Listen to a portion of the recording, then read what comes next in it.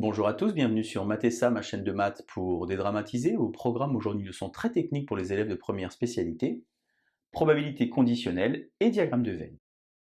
Pour ne rien manquer des publications quotidiennes, je vous invite à vous abonner à Mathessa, c'est rapide, facile et gratuit. Je vous rappelle également que vous avez sur www.mathessa.fr tous les documents support pour une année scolaire sereine et réussie.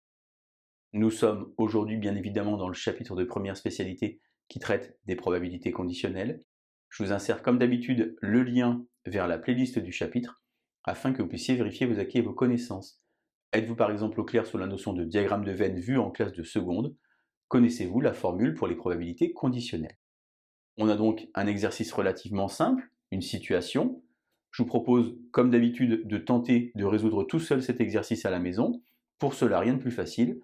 Vous mettez la vidéo en pause, vous prenez un brouillon, un crayon et c'est parti.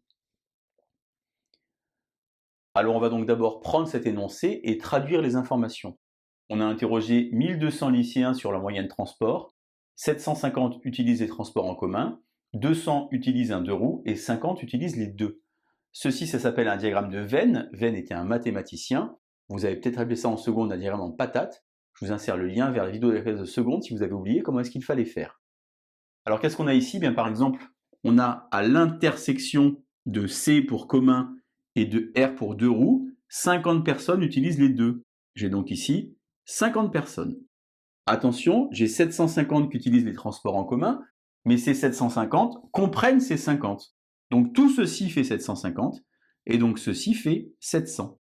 De la même manière, de l'autre côté, je vais avoir 200 qui utilisent un deux roues, en comprenant ici ce 50, et donc ici j'ai 150. Dans l'énoncé, on me dit qu'il y a 1200 lycéens, donc le cardinal de oméga, c'est égal à 1200.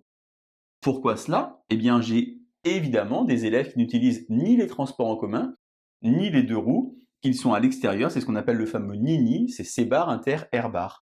Donc là, j'ai 700 et 50, ça fait 750, plus 150, ça fait 900, et donc ici, à l'extérieur, j'ai 300. Maintenant, je vais choisir au hasard la fiche d'un élève au bureau, et puis je vais regarder ce que ça donne. Première question, quelle est la probabilité qu'il utilise les transports en commun? J'ai donc ici une formule que vous connaissez, cas favorable sur les cas possibles. Dans les transports en commun, j'ai donc, attention, 750 élèves sur 1200. Ceci pour les transports en commun. Alors, je peux soit répondre avec une fraction, soit donner un résultat décimal, puisque 750 sur 1200, ça s'arrête, ça fait 0,625. Je peux donc ici l'écrire comme ceci. Question 3 maintenant, l'élève choisi utilise les transports en commun. Quelle est la probabilité qu'il utilise aussi un deux roues? Finalement, il s'agit d'une probabilité conditionnelle. Je m'intéresse uniquement aux élèves qui utilisent les transports en commun, et je voudrais regarder ceux qui utilisent un deux roues. Donc ceux qui utilisent un deux roues, eh bien je vais avoir P de R, deux roues, sachant transport en commun. Et donc là j'ai la formule P de R inter C sur P de C.